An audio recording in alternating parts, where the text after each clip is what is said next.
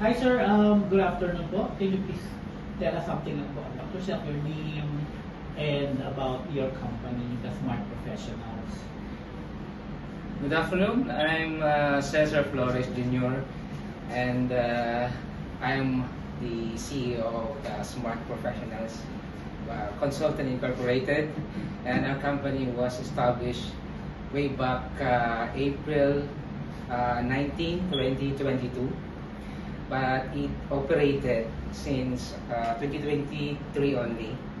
At nagsimula na doon yung aming operation until now, and we have at least 100 clients within Metro Manila and Bulacan.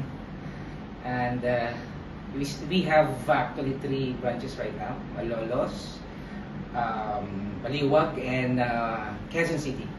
Almost sa mga clients namin is within Metro Manila. Makati, Quezon City, especially, and Pasig. Halos lahat ng aming mga clients. And this company was established because of the efforts of all the directors ng aming company. May doktor, may accountants, may engineer, may mga CPAs na kasama namin, and we long actually to serve our Filipino brethren, and as well as to help yung mga maliliit na kumpanya. And we cater all micro business, we cater also the small business, and even the medium. We do not anymore, hindi na kami kumbaga di kami nakikipag-compete na sa mga malalaki, because actually ang amin talagang aim is to really help yung mga micro business and small business na ating mga kapwa Pilipino. Sir, what are the services being offered po by Smart Professionals? Actually, sir, we serve bookkeeping, especially we serve the tax compliances, sapagkat ito yung pinakamatinding pinoproblema ng mga small businesses and micro business. Dahil sila yung maraming mga businessman at saka businesswoman na hindi talaga alam yung ginagawa when it comes to business, especially when it comes to the compliance of taxes at saka bookkeeping. Akala nila business is just selling and buying goods, ganon. But actually, they have to fulfill and comply with the Bureau of Internal Revenue especially. Ito yung pinakamatinding part ng business nila na ini-ignore ng marami. Especially itong mga micro at saka mga small businesses na ating mga kapatid na mga Filipino.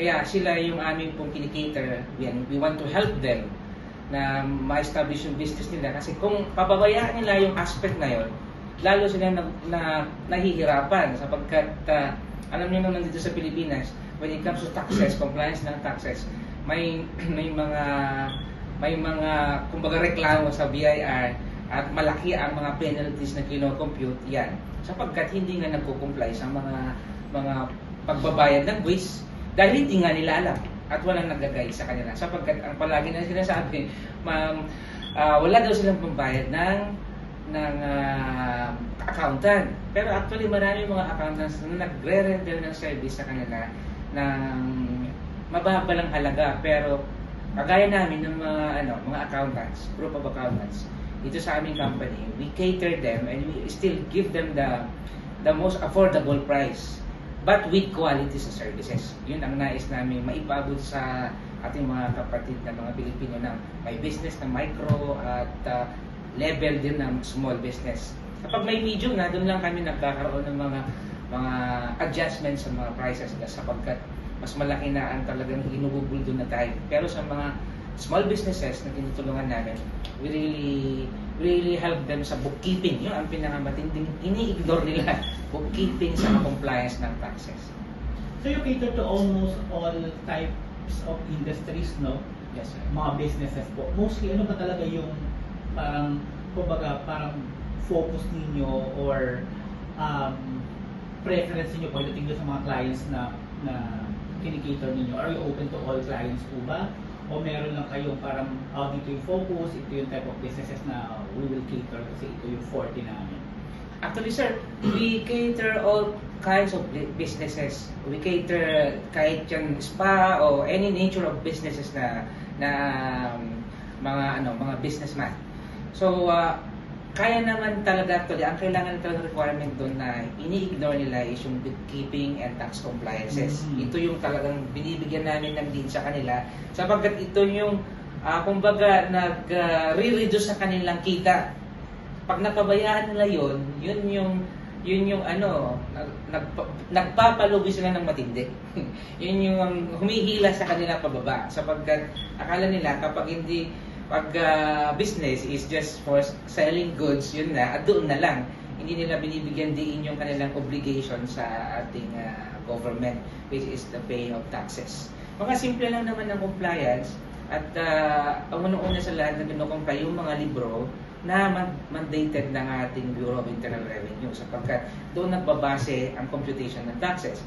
And then yung mga compliance and taxes na nung nag-register sila, we call that the certificate of registration, nandoon lahat ng binabayaran nilang taxes. Monthly, quarterly, annually. All of those must be complied kasi kung hindi, may corresponding taxes na kanilang binabayaran at corresponding penalties, interest, compromise, and etc. Ganong kalaki at kabigat ang penalty sa mga lumalabag at hindi nagbabayad ng buwis.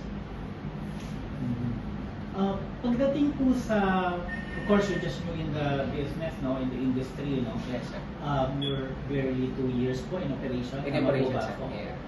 Ano yung, if I'm a business owner, bakit si smart professionals yung kailangan kong kuhanin pagdating doon sa mga requirements sa mga business needs ko? Bakit yung hindi ibang established? Ano yung advantage ninyo? Ano yung pwede yung ma-offer na hindi ko makikita sa ibang company with the same offerings like yours?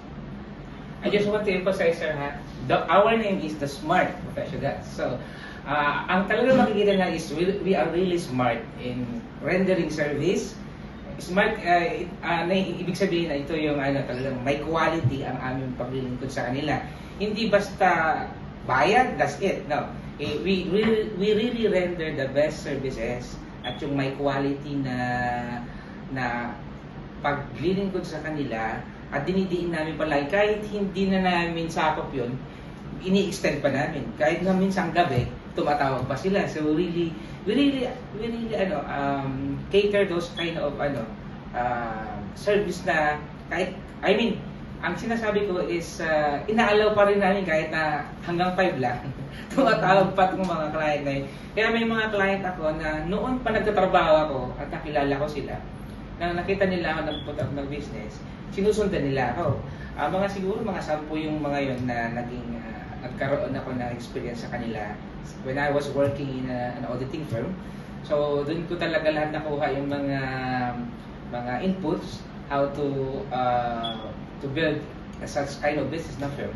At nakipag-partner ako sa mga kaibigan ko na mapagkakatiwalaan ko. Kasi when it comes to this kind of business, you really have to find someone who can partner with you na loyal at tatapat sa paglilingkod lalo na sa mga clients at ganoon din sa amin. At doon sa amin pong serbisyo, hindi lang yan, ipinapakita rin namin yung ang tawag namin is we really give them a service na anong tawag is okay, hindi lang siya smart, hindi lang yung length ng namin, kumbaga ibibigay namin ng service ng 8 to 5, we still extend kung kinakailangan kong urgent, kinakausap namin yan kahit na alas 12 na kinakausap pa rin namin yan. At pangatlo, talaga yung aming compliance sa kanila, talaga po ano yung na-compute na yun yung isasabihin namin sila at ito yung babayaran. So we really guide them and teach them as well. Hindi namin hinahayaan ng mga businessman na to na hindi rin matuto sa dapat na matutunan nila. Pati sila, yung mga kailangan nila, kung kahit ito na yung scope, pinagkakaloob pa rin namin sa kanila yung mga scope na kailangan nila na kahit hindi na kami nag-charge. May mga minimal charges lang kami kapag talagang lumabas na kami at talagang kailangan ng effort na lumabas at ayusin yung mga kailangan ayusin, just like yung mga requirements nila sa sanitary, sa mga business permit, mayor's permit. Aside kasi sa mga bookkeeping and compliance of taxes, we should also render them this kind of services, yung mga registration sa mayor's permit, registration sa sanitary, sa fire certificate nila sa City Hall. Yan ang kailangan nila.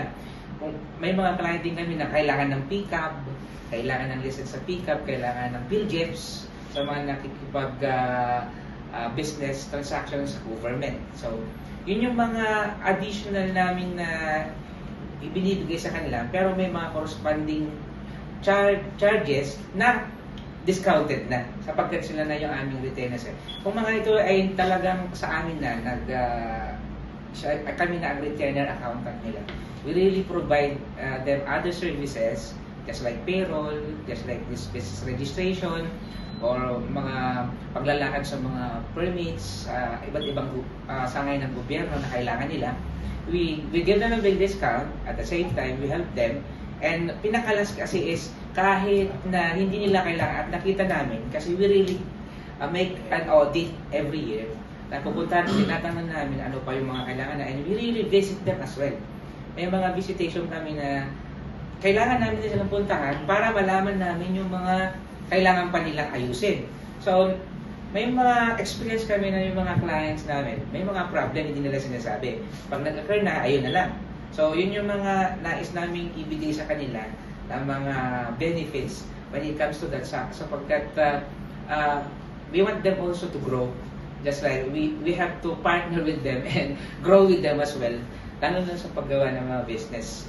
Sa kanilang paggawa ng business, sa kanilang, siyempre, they are always after the income and we want to help them to really meet that kind of income na gusto nang ma-meet sa kanilang business. So you're saying na hindi lang talaga basta business, professional yung relationship nyo sa mga clients na you go beyond that. Sabi nga, nag-extend kayo ng hours, you visit them, you give them discounts, personal yung naging, bakit yung relationship, no? Bakit at tingin niyo kailangan ng magandang relationship with your clients? Sabi niyo pa, ang isang advantage pa pag kinuha kayo, mas mababa yung price ninyo ng rating nyo as compared sa ibang ibang business with the same type of business o sa ibang company with the same type of business. Bakit sa tingin nyo kailangan yung kasi parang hindi ba dapat professional lang, hindi ba dapat kung ano lang yung business needs ng mga clients niyo yun ang i-offer niyo? Bakit sa tingin niyo kailangan ng ganung klaseng relationship with your clients? Ano bang I'm getting towards yung mission ninyo ng company ninyo, mission ng company ninyo going to your clients? Actually, sir, if we want to build businesses, we also want to build relationships kasi. Mahalaga sa pag-build ng business yung relationship with them. Sapagkat kapag hindi, lalo na po kapag itong mga ganitong business na category, small at saka mga micro-set. Kasi dinisect kasi ng BIR ang small business. Nilagyan pa nila ng micro. Pag sinabing micro, mga 3 million pababa sales. Pag 3 million up to 20 million, yun yung mga tinatawag nilang small businesses. So, ako kasi when I established this one, nasa kaisipan ko na masaya yung nakatulong ka sa kapwa mo, Pilipino, tapos masaya na nakita mo sila na when you help them and you want to share with them your knowledge, extend to them the best help you could, maganda kasi na I mean I've felt that success in my life na makatulong ako sa kapwa ko. Kasi nandun yung innate nature ng isang tinatawag natin Kristiyano na kapag tumulong ka sa kapwa, ginawa mo na rin sa Diyos yun. So, palagi kasi nagturo sa akin when I was a kid pa. And even, dahil ako talaga ay tinatawag na may takot tayo sa Diyos. We have to really do that thing. And not only do that thing, because one of the purpose why why I have established this is to really tell them something about how to enjoy life. Kasi ang pagtatrabaho at ang pag-build ng business ay hindi puro stress. Do isa lang ng stresses dito sa buhay na to. Pero alam mo sa buhay na to, kapag mayroon kang nakitang taong gusto mong tulungan, gusto mo silang lumago kasama mo sa business, nandun yung hindi mo maipaliwanag ng kasiyahan sa pagtatrabaho. Kasi actually, kung tutuusin, ito yung pagtutuunan ko ng pansin, hindi talaga kami kikita ng malaki. Pero hindi doon ako nakatuon eh.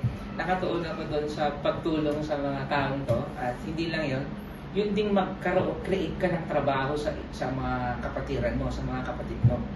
Kapatid mo sa church, kahit sinong mga kapwa mo Pilipino nangangailangan ng trabaho eh. So that's why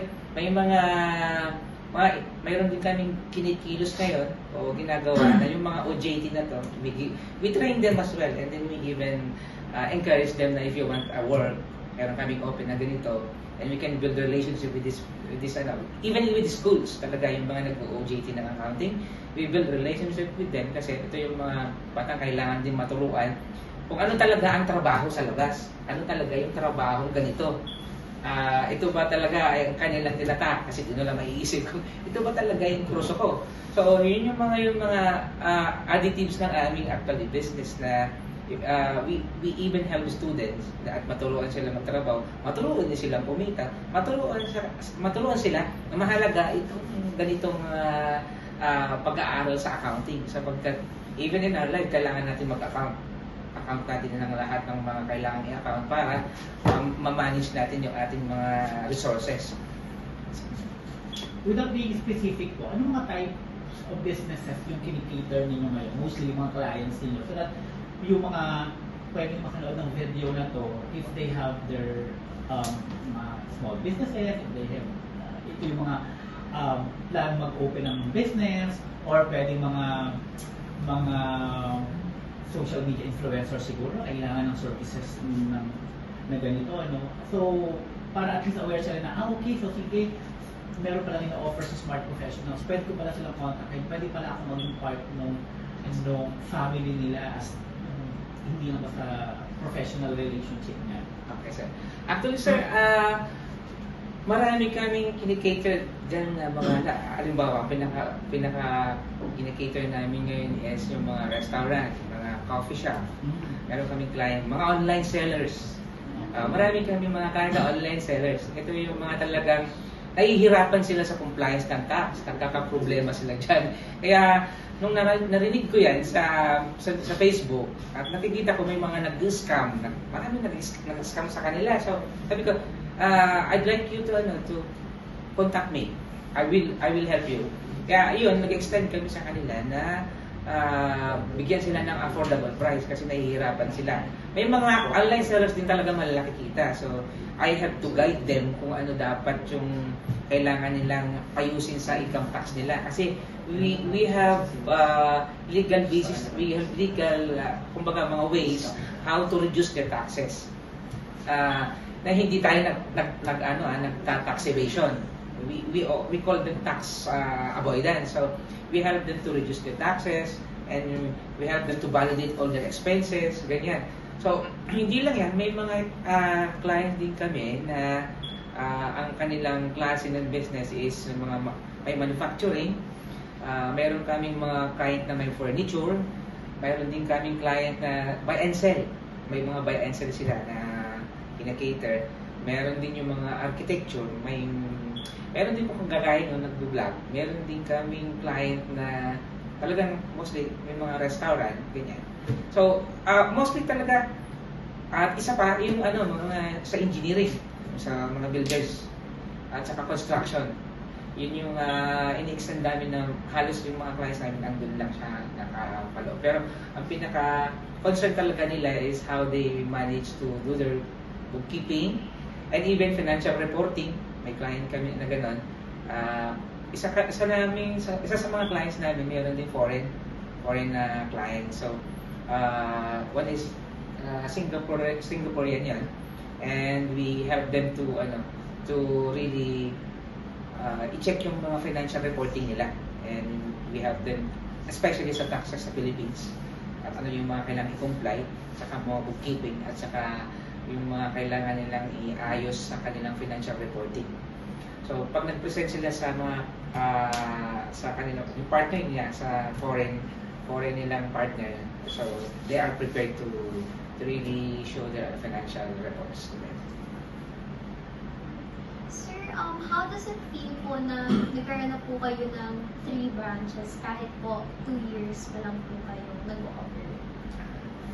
Siyempre, una, nakakatuwa at hindi mo may paliwanag yung joy mo sapagkat may mga tao kasi ako ng mga kasama na sila yung tumutulong, sila nag-encourage kahit na madalas nakakapag na may mga panahon na may mga problema na hinaharap kasi sa kanyang edad talaga hindi mo maiwasan na harapin mo yung mga panunulisan ng iba mong kapwa mo dati pang mga experience mo na sa labas na ganyan. At pinakamahirap is yung marami kang competitor na kung paano namin pine-penetrate yung isang lugar at may mga tumutulong na mga kapatid namin at hindi lang yan, yung mga kaibigan namin na siyang nagmamarket sa amin. At ang pinaka-special na nagmamarket sa akin ay si Ma'am Nina. Ayan, isa na kaibigan. At saka si Sir Robert, ayan. Yan sila yung katuwang po when it comes sa ganyang mga mga gawain. And as in sa 2 years namin na pag-establish ng company is hindi madali mahirap yon. Saka 3 branches, hindi mahirap mag-establish ng mga branches at mag-monitor ng mga tao. So actually, meron na kami isang HR, medyo limited pa yung numbers namin, pero ang mahalaga ay makater namin at magtulungan namin at magbigay namin yung tamang servisyo sa tao. Sapagkat pag hindi, doon ka talaga magkakaroon ng problema. May mga problem din minsan sa mga clients, masyadong demanding, ganyan. So, what we do is, pag ganun na naging problema, I have to, kailangan ko umarap sapagkat, lalo na kapag ikaw yung nakapag-close, I mean, ikaw nakipag-usap, kailangan mo talaga mismo, yung may-ari, ang nakikipag-usap na sa may-ari. So, para makita lang, ano po yung kulang, ganun. And we still, humble ourselves before them, but not to the point naman na kami, na lahat na lang ipagawa ko gano'n. Hindi may usapan yan na talagang professional ang pakikipag-deal sa kanila when it comes to that. At isa pa na nakakatuwa sa pag-establish nito is yung may mga nagiging loyal kang tao na magsasabi sa'yo, kaya natin yan. So, pag may mga ganun ka, nalalawang na pupursiging magtrabaho, pupursiging ayusin, magkaroon ng tamang landas sa mga dapat gawin at i-reach yung goal na dapat namin i-reach within this. Though, sa totoo lang talaga, marami kang pwedeng gawin na kung sa experience lang naman talaga, I have actually 18 years of experience na sa accounting. Hindi lang yan, may mga ibang services na natutunan ko when I was in the auditing firm. At iyon yung naging puhunan ko to establish this company. At kahit man may mga kumbaga, ups and down ng business, after I have experience na yung isang partner mo before ay I mean, yun yung pinaka-matinding gising sa akin. Yung isang partner mo na sumira sa'yo. Bago ko na-establish to, talagang may isang partner sa akin na talagang nagtulak sa akin just to put me down. Pero ako naman, dahil may Diyos tayo, tiwala lang sa Diyos. Yun na nga nasa isip ko eh. So, I was able to establish again the smart professionals, and then with the help of God and these friends of mine, lalo na yung pastor ko. Sir, ilan na po yung employees niyo so far since you already have 3 branches? Actually, right now is we have 15. 15. Tapos may mga part-time. May 15. Oh. May mga part-time. Meron din online namin. Isa sa pinakamalayo is my aunt na nasa Ilocos. So, nag-online siya. She is, actually, ano tawag nito? Siya PWD. But she can work. Sa tax naman siya. So, dati, ang trabaho niya is sa radio. Kumbaga siya yung gumagawa ng mga script ng mga So, pero accounting talaga siya.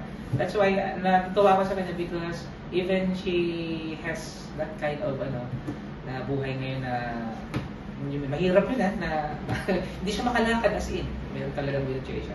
But she works so hard and she's helping me to establish the business. She is actually my aunt na nagturo din ako kung kumantas when I was a kid.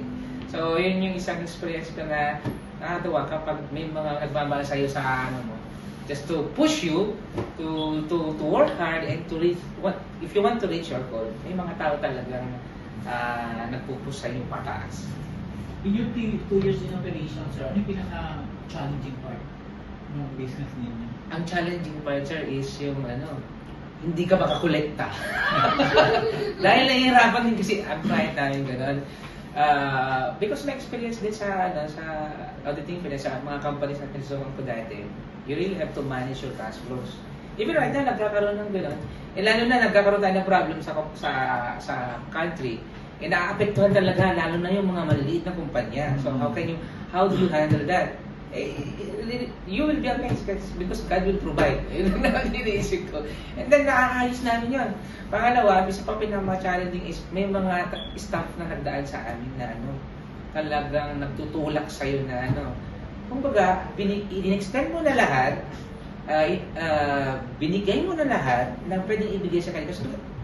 Actually, may mga pumapasok dito na because of just mercy, naawa ka. Kasi ganun yung nature. Maawa ka sa kanya at gusto mo nilang makapasok kasi nga nagmamakaawa. Actually, when yung una, yun, nakakuha ka ng at the end of the day, kasi hindi siya natututo, sabi ko, kailangan mo yatang lumabas muna at dahil binigyan ko na siya ng away, mga dalawa yun na pumasok sa akin. Ganon. So yun yung mga naging challenge na yan. At the end of the day, sila yung may mga ginagawang hindi maganda. I just want to point that kasi ito yung mga paraan para maging strong ka lalo. Ignore them because that's part of growing the business. May mga tao talaga na they want you to put you down. Hindi lang partner, kundi even mga employees, even din mga kamag-anak mo na, ganyan ka na lang. So, sorry, mayabang ka na. Akala na ganun yung Pinakahuli is na challenging sa business namin is yung talagang sa marketing aspect. So, that's why dahil sa daming competition sa aming business, na ganitong business, you really have to show some unique or some talaga yung maaari nilang bakit ka pipiliin. So, yun yung kailangan ipakita namin na kami, kapag pinili nyo kami, ito ang namin iaabot sa inyo. At we will serve you to the fullest. We will give you a quality of service na kailangan nyo para makausad kayo sa inyong business. Sir, ano naman po yung maa-advise nyo para po sa mga naghahanap ng accounting services? Ang ma-advise ko po sa kanila, umanap sila na mapagkatiwalaan nilang accounting firm o mapagkatiwalaan accountant sapagkat yun ang dapat na hanapin nila para makatulong sa kanila. Kasi sa panahon namin ngayon, maraming mga accounting firm at marami ding mga single mga accountants na naglilingkod ko pero actually pag nakuha na sila kung lang talagang papel sa papel na lang sila tapos kung ano lang yung they do not extend actually the quality na service. Ito lang yung pinag-usapan natin dito lang. Kami hindi kami kasi gano'n. We even extend beyond that kasi nga yun yung dapat na maipakita namin yung pagiging makatao na hindi lang nakatingin sa pera kundi yung serbisyo na kailangan iabot na para matulungan silang umangat. Yun. umangat sa business at makatulong ka makapagbigay sa kanila ng ng advice na kailangan nila para lalong umusbong yung kanilang business. Sir, ano yung mga problema ng business na kaya-kaya niyo solusyonan? Ano yung usually yung inilalapit sa inyo na magagawa ninyo ng solusyon? Actually, sir, ang pinaka sa mga business na amin pong dinidinan ng ng magandang paglilingkod sa kanila, ito ang kailangan nila. Yung direction ng kanila ng kanilang kumpanya, we can actually help them on that. How to manage their cash flows, kasi yun ang pinakamatindi sa lahat sa kanila. And even we extend helping them do sa marketing nila. So we are now actually kumbaga nag-iisip na how we can help them on that. Pinaka pa is yung yung mga businesses na palaging nagkakalowa, letter of authority. So ito yung mga malalaking malalaking problema ng mga kumpanya. Bakit sila nagkakalowa? Sapagkat hindi marunong siguro yung accountant. Pangalawa, hindi nila nabibigyan ng pansin yung kanilang yung kanilang sistema sa accounting. There must be a good process, there must be a good accounting ng business nila. Kasi yun yung palaging ini-ignore ng mga businessman, yung kanilang accounting system, yung kanilang procedure, yung kanilang dapat na ayusin upang makita at maayos nila yung mga kailangang i-comply sa kanilang kliyente, lalo na sa BIR. Ito yung mga kumpanya madalas na namin ngayon na-encounter. May palaging problema sa BIR. Pangalawa, may problema talaga bakit hindi sila kumikita. Pangatlo is yung mga nagre-register talaga, nais nilang mag-register at may start yung kumpanya nila ng maayos. Kasi may mga nagre-registration ngayon, pagpalpak yung consultant nila, palpak na lahat yung yung magiging direction ng kanila. Kasi mahalaga yung registration. Sa registration pa lang, kailangan magabayan na sila kung ano yung tamang kapital, ano yung mga kailangang requirements na dapat nilang i-prepare at maayos nila hanggang sa matapos lahat ng requirements and they can start the business. Sige sir, saan na lang po kayo pwedeng pa-contact ng mga gusto pong mag-avail ng services po ninyo?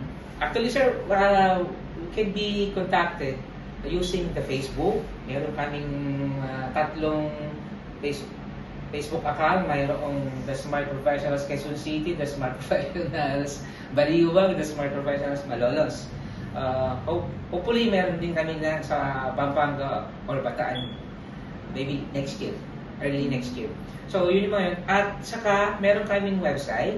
So the smartprofessionals.com. Yun yung aming ang aming website. Then they can just search on that and they can see yung namin, mga ginagawa namin at sa mga serbisyo andun po lahat. And they can call us. They can call us anytime. Andun din sa website namin yung aming mga telephone numbers sa Baliwag at saka sa Malolos. So, anytime they can contact. Ibang gabi, sumasagot kami, pero huwag naman alauna. Oo, may mga client kami. Madalas sila tumatawag ng gabi. Meron sila nag-aas ng consult. Nagko-consult sila ng gabi.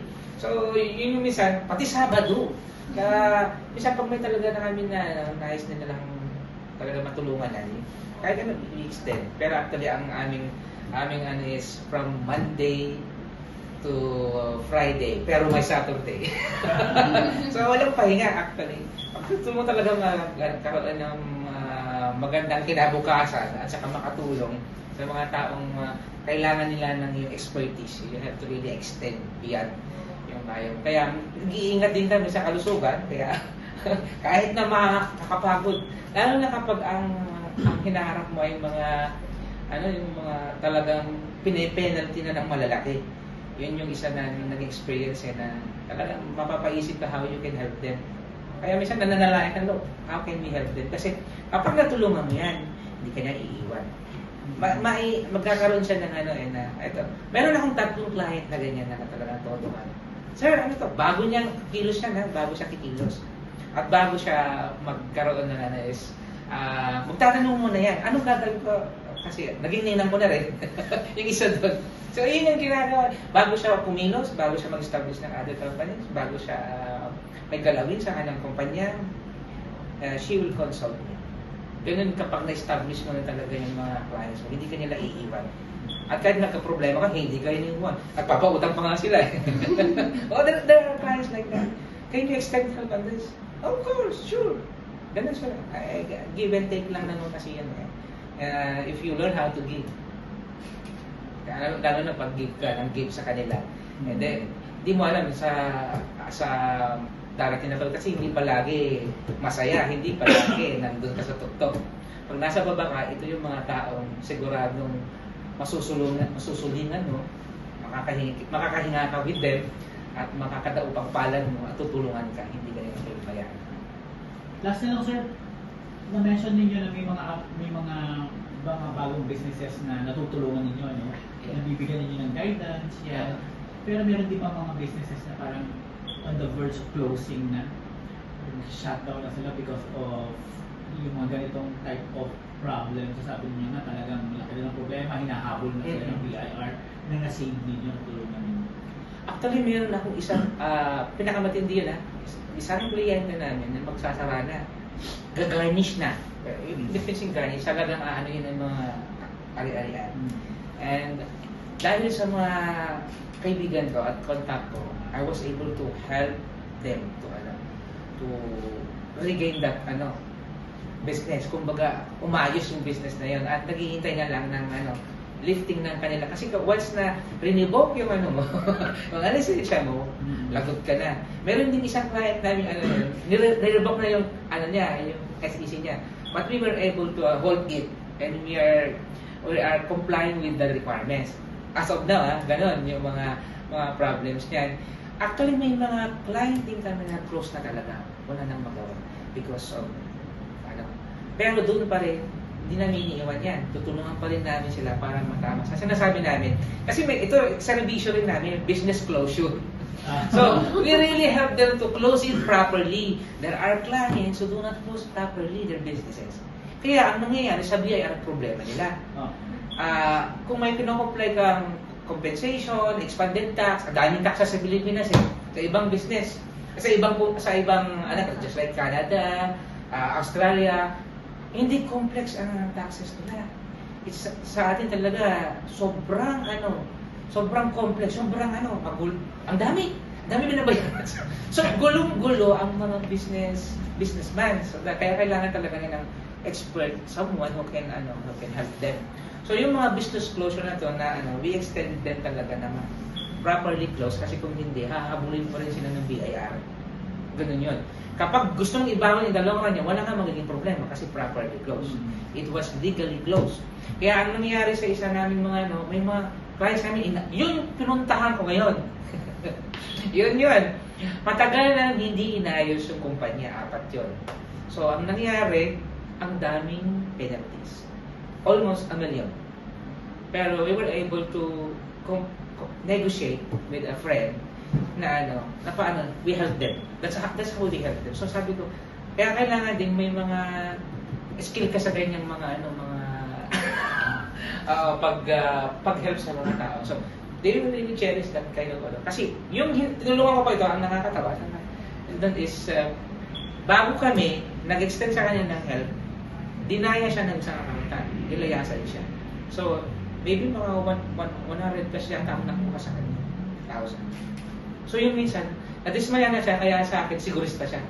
Sabi niya ganyan, no problem, mami. Natawag ka sa niya. Kasi she's also a CPA. So, gano'n siya. Pero, ang nangyari sa kanya, niloko siya ng isang, nagkaayos ng business closure. I don't know kung accountant yun or just a liaison officer. So, mag-iingat sa mga gano'n. So, ang nangyari, naayos namin. And right now, we're able to open that naman kasi bubuksan nila ng maayos. So, binayaran lang yun, just as, siguro, from 1 million to this kind of amount na tuwang-tuwa sila. So, yun lang. May mga binayaran na kailangan bayaran because it must be paid. Pero, yun nga, ang maganda dun is nakapag-extend tayo ng tulong sa ganung mga tao na kailangan nila matulungan at ikaw ay maging tapat sa kanila. Extend mo talaga yung kailangan mong ibigay na effort. Alam mo, ang nakakatuwa doon is, ano siya, pag mga ganyang tao, nag-extend din ng help sa'yo na hindi mo ano. Mamaya na, malalaman mo, I have something for you. Ganun lang sila. Pasalamat lang kumbaga. Ganun na tayo mga Pinoy eh. Which is actually nakaka, ano sa puso pag natutulungan ko. And then, your relationship is, kumbaga, na-i-establish, it is being established more and more at it goes deeper sa mga ganyang mga instance sa buhay nila na you help them. Thank you po. Thank you Yes, po. sir.